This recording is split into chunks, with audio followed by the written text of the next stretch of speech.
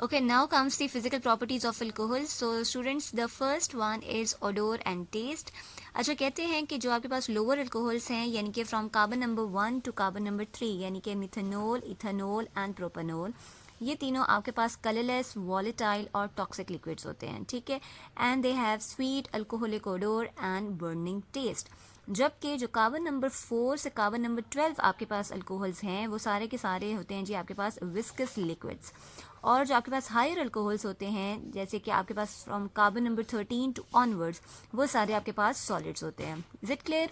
अच्छा, अब यहाँ पर एक बात और भी कहते हैं कि जैसे जैसे अल्कोहल्स का मोलिकुलर मास जो है तो वो इंक्रीज होता जाता है, ठीक है। CH2 ग्रुप के एडिशन से जैसे जैसे उसका मास जो है वो इंक्रीज होता जाएगा, उस अल्कोहल की ऑडोर और टेस्ट जो है वो लेस प्रोनाउंस होती जाएगी, यानी कि उनकी ऑडोर और टेस्ट आहिस्ता आहिस्ता कम जो है होती जाएगी, जबकि उसका जो टॉक्सिक करेक्टर है तो वो इंक्रीज होता जाएगा। So we can say that कि जितने आपके पास हायर अल्कोहल्स हैं, जैसे जैसे उनका नंबर जो है तो वो कार्बन नंबर इंक्रीज होता जाता है, मोलिकुलर मास इंक्रीज होता जाता है, उस अल्कोहल का टॉक्सिक करेक्टर भी क्या होता है जी, इंक्रीज होता है, ठीक है जी। The next one is solubility. So students, जो आपके पास लोअर अल्कोहल्स होते हैं वो हाईली सॉल्युबल होते हैं in water as compared to the higher once.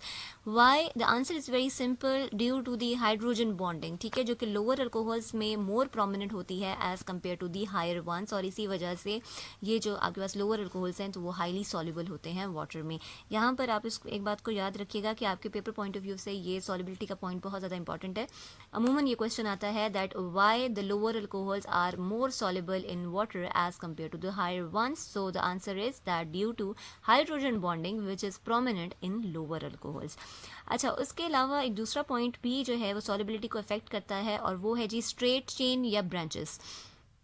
तो स्टूडेंट्स, एक बात याद रखिएगा कि जो आपके पास स्ट्रेट चेन अल्कोहल्स हैं उनकी सॉल्युबिलिटी लेस है, वो लेस सॉल्युबल है in water as compared to the alcohols which have branches, ठीक है, उनकी सॉल्युबिलिटी ज़्यादा होती है।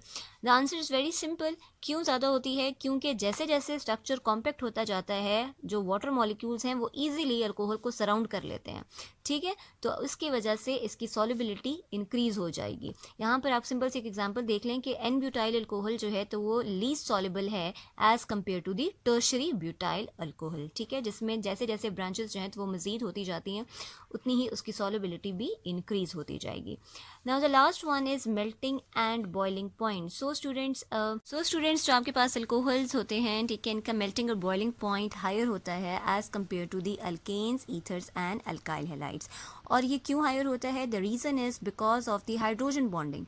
अल्कोहल्स में आपके पास स्ट्रॉन्ग इंटरमोलिकुलर फोर्सेस होती हैं, ठीक है, यहाँ पर हाइड्रोजन बॉन्डिंग जो है वो प्रोमिनेंट होती है, जिसकी वजह से इसके मेल्टिंग और बॉइलिंग पॉइंट क्या होते हैं जी, ज़्यादा होता है। जबकि जो आपके पास अल्केन्स, ईथर्स और अल्काइल हैलाइड्स है, यहाँ पर वैन डर वाल्स फोर्सेस तो होती हैं, ठीक है, लेकिन लैक ऑफ हाइड्रोजन बॉन्डिंग होती है, जिसकी बिना पर इसके मेल्टिंग और बॉइलिंग पॉइंट जो हैं वो लेस होते हैं as compared to the alcohols. अच्छा, इसी तरह जैसे हमने सॉल्युबिलिटी में 2 केसेस पढ़े, यहाँ पर भी मेल्टिंग और बॉइलिंग पॉइंट में भी आपके पास 2 केसेस हैं।